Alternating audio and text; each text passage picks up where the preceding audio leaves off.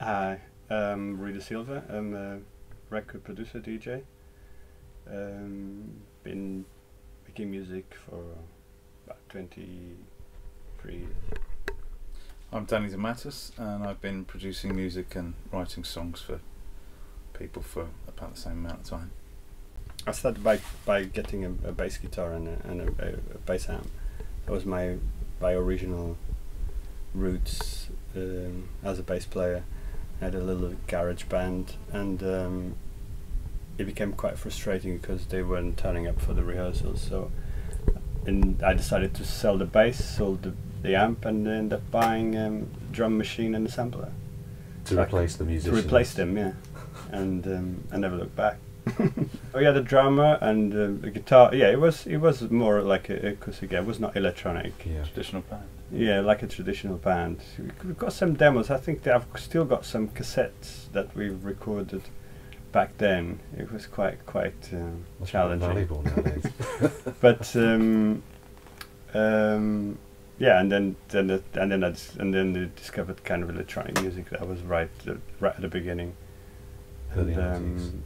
And start making records and pressing vinyl and going down the shop and selling the vinyl, then go and do another one. I had some previous experience with a producer, friend of one of my neighbors that came back from London, and he brought like an ARP to 600 and an Odyssey and MS-20 Korg with a sequencer, and we kind of like entertained ourselves for about a week, and I thought that was quite amazing. And then I had briefly access to a little Roland Boss at the R55 as up to program beats, and then from there I think that the bug was there. Listening to Kraftwerk also helped a little bit. That was around 85, I'd say, 86. Yeah, late 80s. I was quite determined in working, finding some work that had something to do with music. So I applied for a job as a sound assistant for engineering, which I was not successful. So I decided, all right, I'll just go and do it on my own then.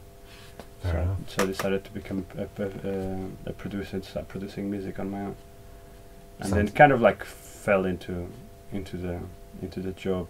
I was making these 12 inches, and I was looking for in Portugal.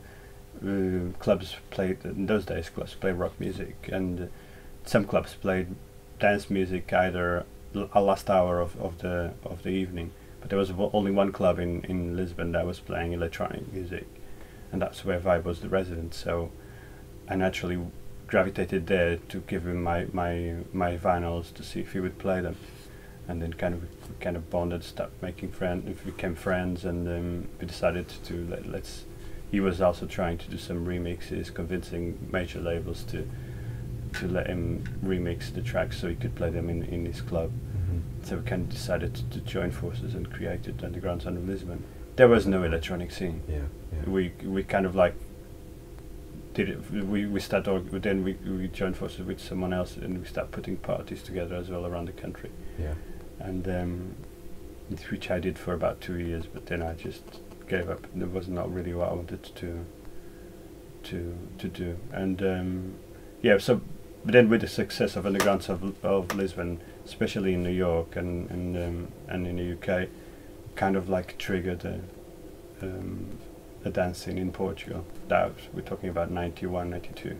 Around that time, it was happening a little bit everywhere around the world. Some countries have kind of catch up later onto the electronic dance scene, but around that was early 90s. Kind of happened a little bit all around the world, and it happened in Portugal from us. But we were pioneers for the Portugal scene.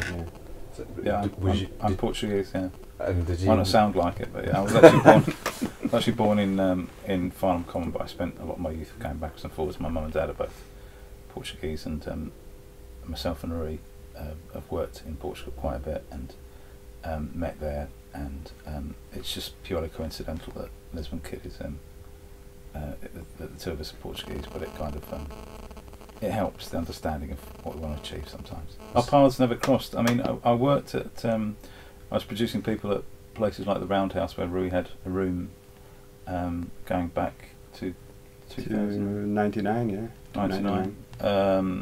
But we'd never actually worked together. And then, curiously, I was asked to do an interview about and an article on the electronic dance music scene, and I interviewed Rui and Rita Maya in London fairly recently, and we had our first meetings about what we were going to do together only in April of this year. Really, we worked together in Portugal. We've recorded over there, and I mean that's it really. It's the Portuguese thing. I mean, I don't think it's anything we necessarily hang our hats on, but that sort of communality affects the subject matter, and I think sometimes it affects the tonality, and sometimes there's a kind of melancholic sort of aspect to what we do, I think, sometimes, and I think I'd say that's a Portuguese trait. I don't know, would you say? Yeah, I think so, yeah. There's definitely a tonality in our music that this kind of got roots from the Portuguese that's inside us, yeah. My first instrument, I suppose, was the tennis racket in front of a mirror, and I was in lots of sort of local schmogle bands and stuff, and was always writing the songs, and then worked in record shops and stuff. My whole life revolved around music, and then eventually became known for my writing really, and I began to write songs for other people. You know, I was signed to Momentum and Universal and stuff, and worked with produced people like Republica and my thing about writing and the way I became a producer really was because as the budgets decreased, so it meant that I didn't have an engineer, or there were the opportunities to have an engineer or an assistant became less and less, and you had to develop stuff yourself, and that's how that happened. You know, as technology has helped improve what we do, so really there's no such thing as demos anymore, and writing with people, you do kind of half of the production job at the writing stage anyway, even if you pass it on to other people. And then I developed, began to develop other acts and produce them, and some of which have gone on to be signed to people like Sony, Columbia. Others have gone past the wayside and died miserably. But that's my background tends to be from sort of bands and stuff. I was in bands for a long, long time, and we have both worked with people who mutually, although our paths didn't cross directly before this project. We've worked with people who were, even in bands that I've been in, or that played guitar for me. People like Fraser T. Smith, who produced recently Adele and Leona Lewis and stuff. Yeah, he played guitar for Rui on. Did he not do the original of Touch Me? Yeah, he played guitar on Touch Me. Yeah, right. He did. Yeah, and he played guitar for me a lot. I had a band called Century years and years ago. Played a lot in that, and then he left. Excellent decision, and he went on to win a Grammy. Clever boy. In those days, then, so by trying to create an industry in Portugal, we had to kind of like create all the infrastructure. So we had the party organization. We created a label that would facilitate, instead of me just putting white labels out with no label, we kind of like joined forces with the guy. We were doing the parties, and we created a label, Chaos Records, and then from there we start developing more talent in Portugal and licensing as well some music from around the world. And then comes to close to the end of the 90s, I felt that all my success was getting achieved was always more outside Portugal than in Portugal, and felt like I wanted to go and try something new and start again. And then at the time I was thinking maybe go to the US, maybe go to England, and we ended up deciding to come to London. I wanted to progress with my career, and I was willing to give everything up and start again. Originally, I set base first in my house that I had moved into a small flat. Then from there, I found a place in the Roundhouse Studios, which doesn't exist anymore. That was like a big complex of 3 SSL rooms, and they had like about 8 programming rooms or something like that. So I took a room there. But we didn't actually meet there at the time. No, Danny was actually working there as well, but we ended up never really crossing paths. And then from there, we started everything again. Set up a new label. Start looking for my contacts were quite limited at the time, so I started looking for people to work with, like singers, and went one evening when I was walking down Piccadilly to go and meet my wife. That's when I bumped into the singer for Touch Me. She was just singing with some band on the street, and I stopped. It was like this is quite amazing. So I just grabbed her number and organised a session. That was a good day in pop. That. Yeah, it was. Very good day in pop. I mean, it's. I'm a true believer that when I was wishing for some time that I need to find someone. I need to make a song, and I need a vocal. And where am I going to find a vocal? So I think that when you wish something to the universe, that kind of like manifestates. Eventually, you need to be aware to be able to see that opportunity and grab it. Otherwise, it just passes through. Well, I originally, when I was in Portugal, when I came here, then I ended up selling my shares of my label down in Portugal, and restarted here. And I moved into Roundhouse temporarily for 3 months. Ended up staying there, I think, about 5 or 7 years.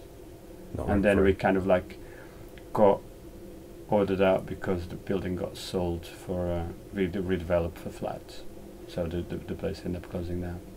Then after that, I was kind of like a couple of years working in several places around London, about a year or two, and then decided to go to Ibiza for a sabbatical.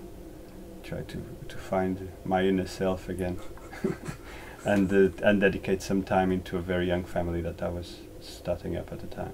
Ended up staying in Ibiza for 3 years, mainly writing, and a little bit of partying. Then came back to London. I had enough of my sabbatical. Said, getting a bit itchy, need to go back to England.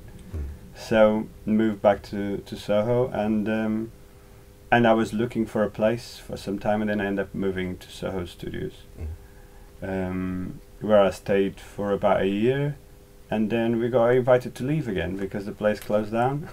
Then I was again kind of like studioless for a while, doing a bit of stuff in several studios around London and at home, and then came the opportunity for Denmark Street Studios. It came up because Guy, that was also at the Soho Studios, was determined that he wanted to find still something quite central, and for me it didn't make sense to move into the new place that Soho Studios built because it was a bit far for travelling.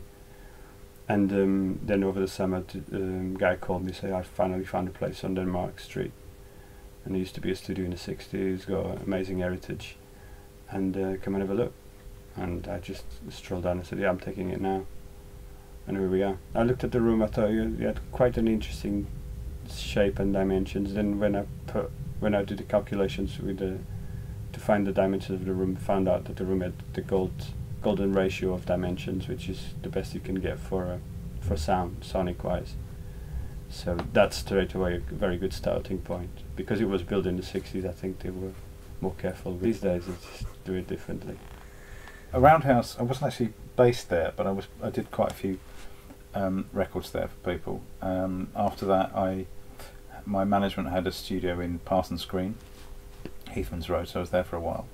Then, as these things happen, when I changed management, I went out on my own, got a studio in Windsor, nearby where I live, and was there for about 4 or 5 years or something. It was a commercial facility, but I had I had a couple of quite big rooms there, and what I found was actually towards the end, it closed down because, as most of these places these days do, the attraction of changing things into flats is more to the freeholder than it is to the rents they get from the studios. So that closed down. But I mean, it was a really, really good little facility. But I found that clients weren't turning up. So what I had with nice couches and fish tanks and stuff was just completely over the top. And I live nearby. I live in Berkshire, and I changed what is ostensibly a garage, really, and I changed that into a recording studio. You know, got the studio people down to do all the measurements and what have you.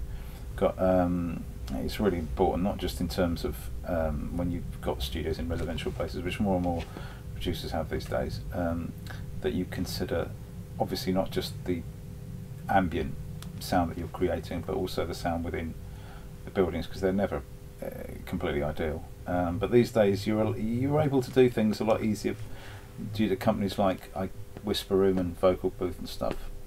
So a bit of a leap of faith, really. I ordered one of these boxes, vocal booths, sort of thing, and it works. It's really great. Treated the room, and now we work here and we work there, depending on what the talent, the people who we're working with, where they're based, really. I mean, now we're due to record some people are based out in Oxfordshire, so we'll may well do that. Yeah. In Berkshire. Those people that are more centrally based, we'll record here, and the mixing will probably be done, I don't know, maybe even mostly here, or I mean, we work in both places, so it's not a problem. And the gear is pretty much, I wouldn't say duplicated, but we've got choices. We've got Avalons and things, and in Berkshire we've got Neves and just loads of really nice sort of stuff both places, really. So it doesn't really matter where we work, to be quite honest. And it's really, we're lucky. We are grateful. We're lucky to have both places, really. With the record, we're making our own album at the moment. It depends on where, if a guitar player's more sort of west based, then we'll do it out in Berkshire. If somebody's based in London, then we'll do it here. Today we happen to be doing some vocals with somebody from Bournemouth, of all places. But that's because they can come into Waterloo, and it's easier for them to come here than Berkshire. It really depends. It's good to have both places, really. At the time, there was a club in Leicester Square called Home, and I remember going there, and I used to listen to DJs playing there. And I was listening to Oakenfold, and I was like, I'd like to make a song for him that has got a vocal, because he's definitely gonna wanted to play. And I was scratching my head like, where am I going to find this singer? And then it just happened that I was walking down one evening, and I just bumped into a Piccadilly Circus. And did you right in front of where I think where old Boots used to be. I think Boots then eventually moved. She was singing, and it sounded quite amazing, and just grabbed a number, arranged for her to come down for an interview. We had a little interview in the studio. We arranged to record another day, and then she came down, and we just created a track there. And then I knew that I wanted a song as opposed to a track, because I was making mainly tracks, and sometimes with the odd soundbite, like a little bit of vocal. And I was getting ready to release the first release on the label. So I had 3 releases already done, and I needed a 4th release that I wanted to be more of a song. And then when I created the track, put it on cassette, because in those days it was just the easiest way to move things back and forward, instead of bringing my portable DAT machine, which was always breaking down. This is Sony. Oh, so not the Tascam. Yeah, they were always 18 tape and stuff. So I kind of was not really using that one. I had a rack one by then, and so I just used tape in those days, to cassette to listen. Took it home and I was listening. I was listening, stop listening again. I was like, wow, this sounds quite incredible. And that kind of became something that happened to a lot of people that heard the track, including Oakenfold. First time that he got handed the song in Pasha, he played it 5 times that night, and it kind of like it became like almost like the curse of that song. Any person that hears that song the first time wants to hear it again and again and again and again and again. I mean, you say it's a curse, but I mean, surely Yeah. you can't say you're not proud. Yeah, no, I am proud, but eventually, I mean, the song became, it kind of achieved quite some incredible landmarks. Like at the time, by the end of that summer, I think the summer of 2000, we were promoting the record really hard, sending it to DJs. People coming back from Ibiza, calling Radio 1 and asking for that song, and nobody even knew what the song was. So they tried to track down what the song was. That created kind of a bidding war between record labels, and we were getting ready to release the record. We put the record up for pluggers, and we presented the record onto Radio 1 playlist. Usually you've got one shot. If the record doesn't go on a playlist, that's it. Next week there's new records. Our record was presented on to playlist for about 5 weeks, non-stop. They kept going, kept knocking back. They kept going, kept knocking back, and you only managed to get into the playlist once I've licensed it to a major. Then they allowed it to go on a playlist, and it became the most played record on Radio 1 for 12 weeks. And all of a sudden, there was a lot of people that thought they knew what I was doing, so I mean, that I kind of like became synonymous of that sound. And then that opened the doors for a lot of people creating very similar tracks that achieved quite some success as well. And it kind of created a little bubble of dance music in the UK. I think it became like a template for how to construct a sort of dance record, really, in terms of the arrangement and the almost like the lyrical content and stuff. Quite positive. When I was in Ibiza, I came across someone that I've never heard the song. A girl. Was living in a cave. No, she's just too young to know. And as soon as she heard it, she had exactly the same reaction that everybody had a few years ago, about 10 years before. Just like, oh, I love this song. Can you play again? And it's always been like that. It was listening to Oakenfold playing back in late 98, early 99, at home. Kind of got inspired a little bit for the sound that he was playing back then, and the desire to do something that he would appreciate and play, and then just came together like that. I mean, if you're going to have a hit record, it might as well be a massive multi-selling, enormous one. Yeah, I mean, the record ended up going licensed to, I don't know how many compilations, but it's just in compilations probably sold close to 10 million, easy. I remember it shifting things a little bit. At the time I was, I'd done some time, literally close to some time, working for record companies as a, these days they've changed the name to sort of like promotions guy, but basically it was hyping teams. And so I was very, very aware of what was going on in the charts and the structure of how a record was put together and what happened during a release. And it was, I mean, really, it's safe to say it was a phenomena, that record. And it's difficult to, sometimes those records can be a curse as well, because they're difficult to live down. And people tend to want you to do the same thing. I mean, I remember when I was asked to work with Republica, they had a kind of similar problem. They wanted to,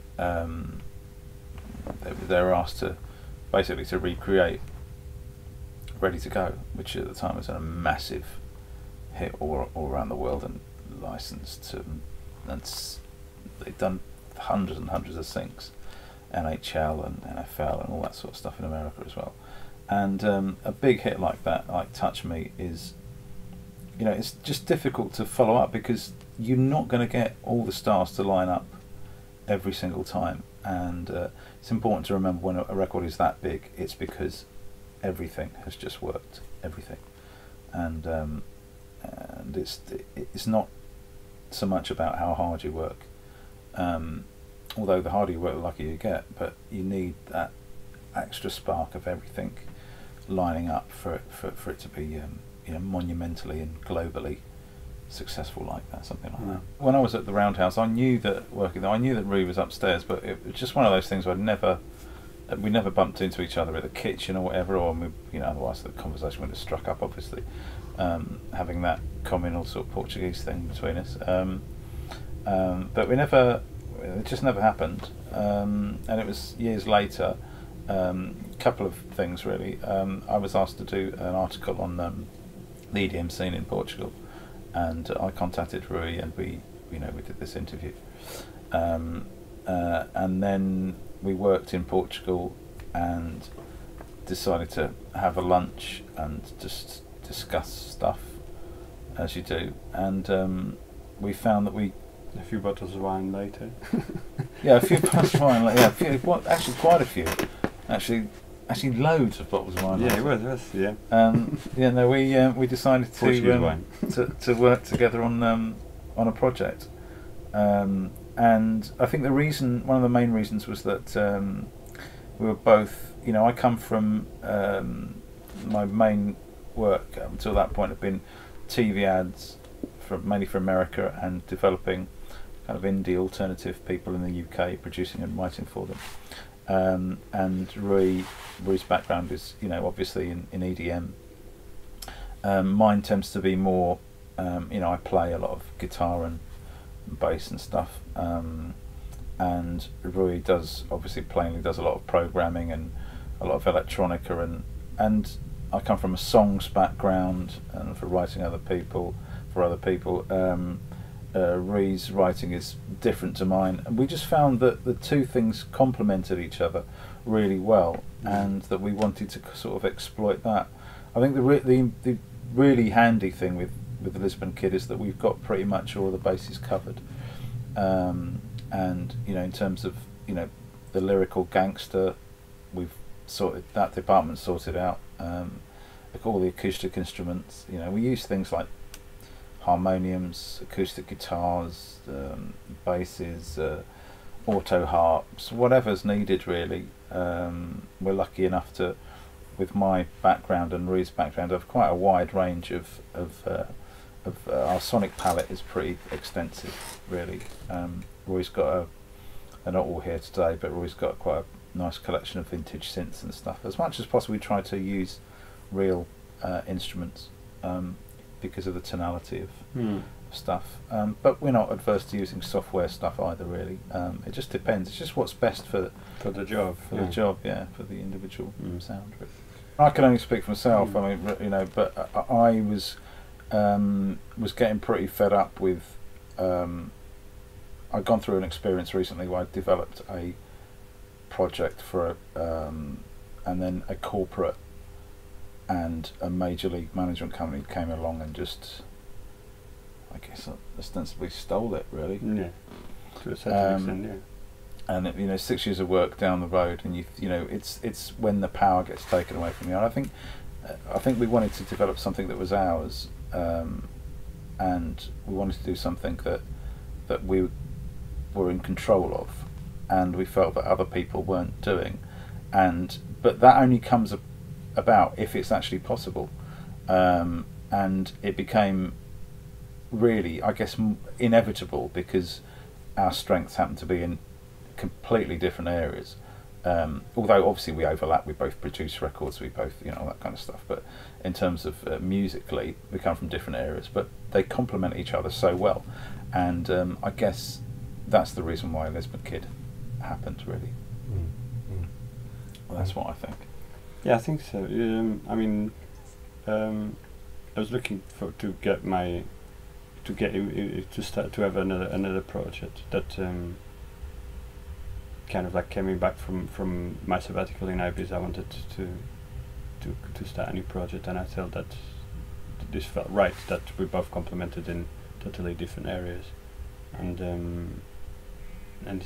it all makes sense. I've never been, this deep into the electronica world, and perhaps Rui hasn't been this deep into the world of songwriting and acoustic instruments. Yeah. Really, I suppose, and it's the joining of those two things really that Lisbon Kid does as a massive emotional content and melancholic content, like we said. Maybe that's because we're maudlin Portuguese. I don't know, but that's it's very sort of soundscapey and very emotional, and there's it's a bit more. I don't know. I guess it's a bit more express or Guardian than it is The Sun or Jeremy Kyle. Really, that's how I describe it. From electronic artists, like current electronic artists, from Jawobble to Moderat, Boards of Canada, to older albums, like things from back in the early 90s, from Massive Attack, all there's from even way back from Pink Floyd, from back in the 50s, things like Patti Page. I don't, there's all sorts of things that kind of inspire. I love to go on Spotify and just randomly discover music, and always searching for new stuff, and that kind of like ends always inspiring you to go and write something new. Sometimes we start something together. Sometimes I start something and I send it off to Danny and he sends it back, or sometimes he starts something, send it to me. So it's been very organic and very interesting to work, because sometimes something pops up on my Dropbox and I go, this is wicked, this is very exciting, love it, I'll work on it. Or sometimes I've start something, I'm stuck, I'll send it to you, and Danny just, I love this, I'll put a vocal and a guitar. So it's been a very interesting process, and because writing can be very, very lonely and very personal. Yeah, and you can. Yeah.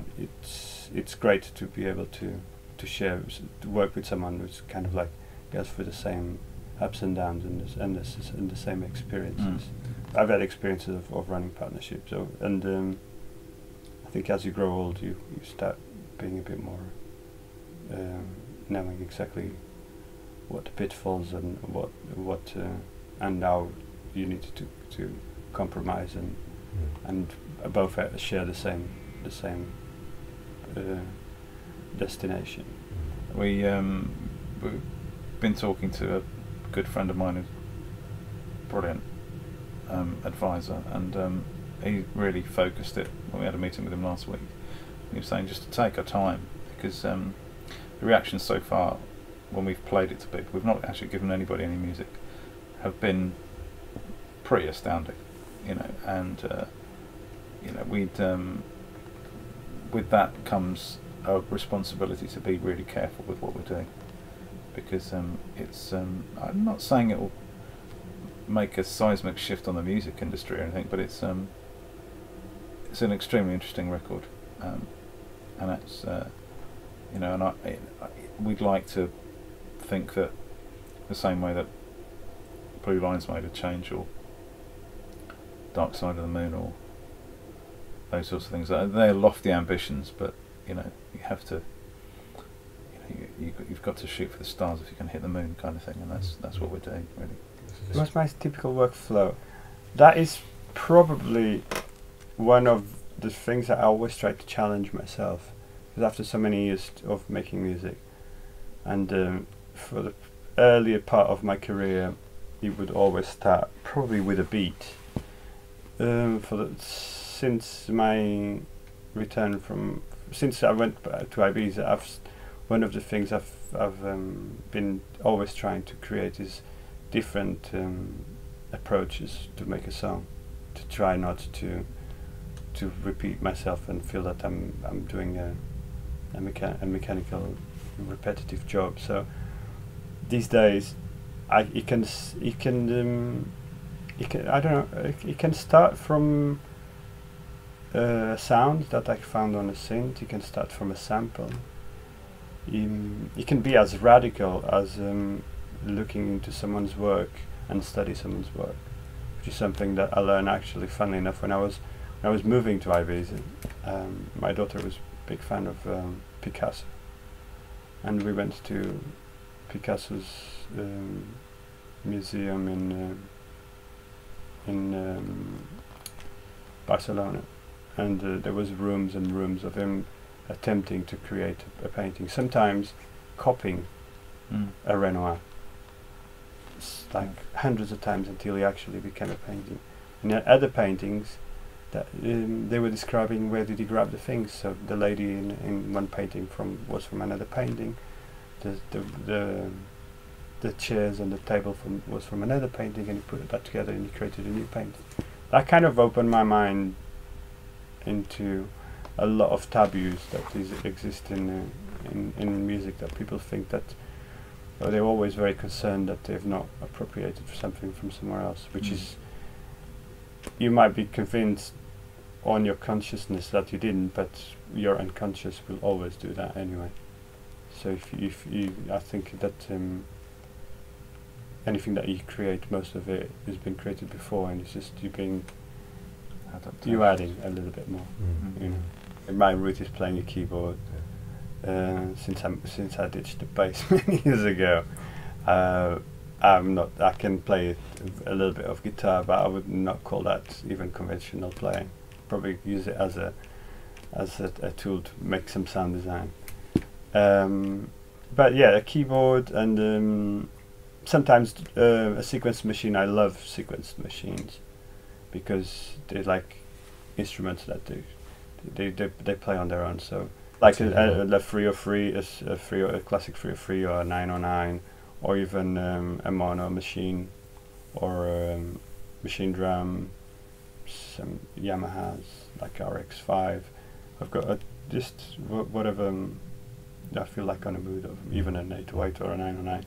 They're all brilliant machines because you can make everything on them, like a little beat or a little riff, and then you move from there into a more serious environment with a DAW. Sometimes I just start on a laptop as well, headphones, sitting in the sofa, everybody's watching telly, I'm making a beat. You know, so you really, I always try to find a new way of doing the same thing again. I've migrated heavily into the box these days. I've got the facility to do a lot of things out of the box. A lot of things begin out of the box, of course, because they come from a hardware synth or from a guitar or from some found sound recorded on a microphone. So they go from my favorite mic preamp, and if 1073, then they hit the 1176 compressor, and then they go straight into the Prism and into the computer, and they most of the time inhabit the digital world until they come out for someone else to hear it. But occasionally I might do like run it out through some tube compressors and then go back in just for flavoring. But if I tend to do that on all the sounds of that song as opposed to just on one sound, because then it gives a very distinctive sound into that track. It's a time-consuming process because I can only do 2 tracks at a time. Just run it out, run it back in, run it out, run it back in, and eventually it does sound quite different. I wouldn't say it sounds better because it just sounds different. It's a different color. You can't say that green is better than yellow. Yeah, they're just different colors, and if that's what you think the song needs, that's where you're going to put. I write mainly on guitar, and I have to say mainly on acoustic guitar. I've got quite a nice collection of old acoustics, which we've used on this project actually quite a bit. But so it depends. There are 2 areas really. If I'm writing for other people, then I just sit down with a guitar and something, triggers, usually a title, or I can be reading the paper, or I really think about them and what they're thinking, what I think they're thinking, and then they adopt that when they perform the songs, I guess. But I also do a lot of TV ad composition for a few people, mainly for America, and with that that's a completely different thing, because the inspiration there is what you're seeing, the visuals, and it's a lot more constrained because there are sync points that you've got to hit, and it can be something as ridiculous as a woman putting a cup on a kitchen table and the husband coming in and picking it up. That might be a particularly important sync point that you've got to work your song or your piece of music towards. Generally I write on acoustic guitars, but with stuff like that sometimes it's a sound design element which triggers everything off, and for that obviously we use synths and what have you. As far as the final process of things is concerned, with somebody like Lisbon Kid, this particular project, we will use here where we use well, at the moment we're using a lyra today. If we go and do found sounds, that we were out in Lisbon recording some tube stuff, I mean Metro, we would take a shotgun mic and a laptop and the lyra. For the final masters for this, we'll try various things. Sometimes if it sounds better bounced in the box, then that's what we'll use. If it means that we'll take the stems out and put them into the Orpheus and then put them back out again, or back in to the door that way, then we'll do that. It really depends, really. There aren't any hard and fast rules. Like Rui said, this is all just a question of colour, and there isn't a better colour. You know, like he said, green isn't better than yellow, or yellow's not better than red. They're just colours, and we just want to compose the best sonic picture we can and use the best tools to do that. I've got an old Uri compressor, which is it's not a very expensive thing. It's an old thing I got from America, which is it's got a weird characteristic, which is it's got a variable peak to RMS control on it. So it's not peak or RMS, it's got a variable thing, which is kind of a bit of a strange concept. That's a curious little thing. I use my Chinese Neumann, isn't everybody's. Neumann to here we use a Neumann 49. Yeah, the M149. Sorry, M149. Yeah, M149. And my place we use a 49 or a 103 or whatever. That to an Avalon, to a TL Audio. Sometimes I use a TL Audio production suite, purely for summing purposes. Here we use the Neumann into a 1073, into a 1176.